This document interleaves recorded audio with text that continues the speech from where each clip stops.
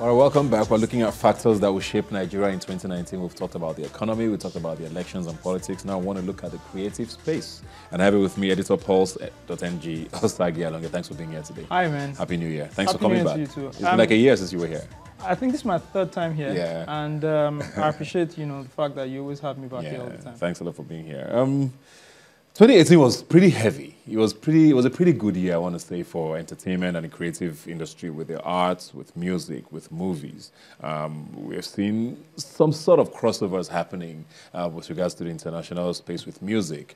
We have a movie that was picked up by Netflix. Things like that are starting to happen. Yeah. Are you as excited as I was?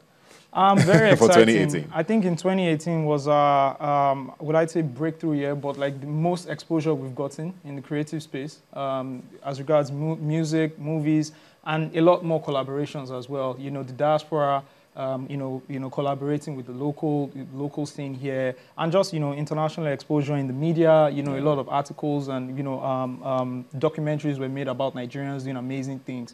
So it's good to see that this started about 7 years ago, and year on year it has always just gotten better. Yeah, I was seeing talking about Burna Boy's quote-unquote drama, with Coachella, and they put out. I saw I think it was the head of Coachella or something who talked about the fact that how it works is whatever sound is hot at the time, they always try to get the artists relevant to that culture to be a part of Coachella. With one time it was reggae, then it became sort of house and techno, and it was interesting to see that, but it also got me worried. Is this a phase for?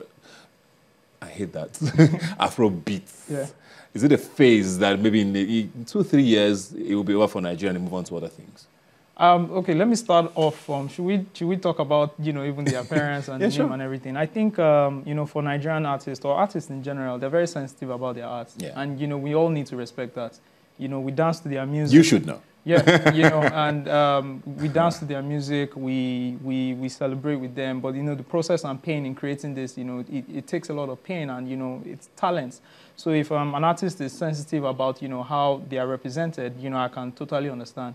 But we also need to understand, the organizers' approach to, highlighting or, announcing, acts that will be performing at the show, most especially based on the data they have. So they know the amount of people, one, and they know the type of people that are coming to the concert, and they know, which artists appeal most to those people. And the artists that appeal most to those people will have the bigger names or, font size or whatever. So that's that. Yeah. Then, would you want to call it a phase? Yes, I'm a bit scared about it as well. You know how there's always been a reggae dancehall phase, that crosses over to the US. Then at times where are the artists? Where's like the likes of Shabba Ranks and all these guys, down to, artists like Buju Banton. You always have those artists who cross over, the Wayne Wonders, the Kevin Littles, and after a few years, they're just, gone. I, however, think it's different because, the African sound is really original and is really strong. I think this is going to last for a very long time because as long as it can be monetized, I think that's the most important thing. If money can be made off it, then it will continue to happen. What's going to be different this year with the sound? There were a lot of very interesting people that came through the music scene last year. A lot of very young people in their late teens, early 20s. It looked like it was basically on Davido for the longest time, but now we'll have a lot of people who are coming through. What's going to be different, you think, in 2019?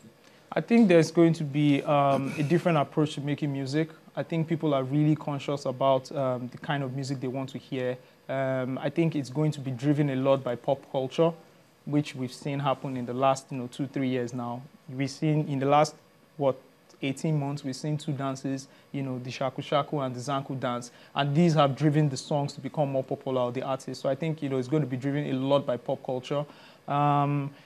Basically, most times, sounds are unpredictable. You don't just know what's going to happen, and it hits you, and you're like, and it becomes a thing. But I think we're going to see more of that because we're also in a digital space where, the consumption pattern and, people move on quickly, so you want to give them something fresh, something new. We've seen it happen in the US, and it's going to happen here in Nigeria. Who are you excited about?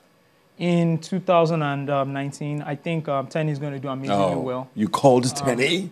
I love her, you know, and I think, of course, my previous comments were taken out of context. I'm a very big supporter of her music. Congrats to her, by the way. She won Best New Act last night at the Sound City at the Awards. Sound City MVPs, you know, and she had a fantastic performance as well. I think she's going to do amazingly well. She's a brilliant songwriter, and she's, you know, that goofy girl who everybody likes. She's very fun, you know, she interacts with her audience, you know, she makes really amazing music, and I think, you know, that's what touches people.